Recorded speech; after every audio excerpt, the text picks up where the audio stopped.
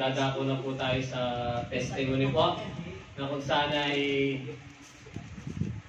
para encourage po natin, no? Yung mga kapatiran po natin, no? Kung gaano kabuti, motivation, ano? Ginawa ng ating Panginoon po, ano? Siguro po, meron po bang mag-ano? Ay, encourage po siguro yung si galing po ng bakasyon po ng ating common. Sister May po, si Bro Ninyo po. Praise God. Come on, kay ninyo.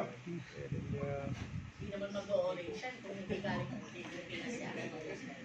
Wala po, magandang umaga po sa lahat. Yan nga po ay malaking pasasalamat sa Panginoon. Sabi nga sa 1 Thessalonians 5:18, give thanks in every circumstances, for it's the God's will for you in Christ Jesus.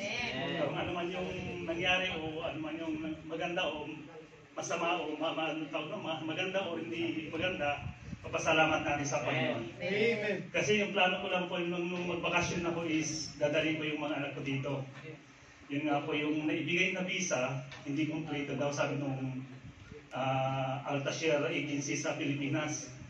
So fortunately hindi namin nadala yung mga anak namin.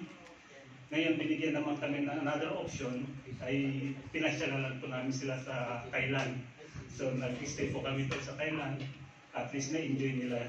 Yung favor na binigay ng Panginoon na makasama mo yung pamilya mo is malaking blessing po yun.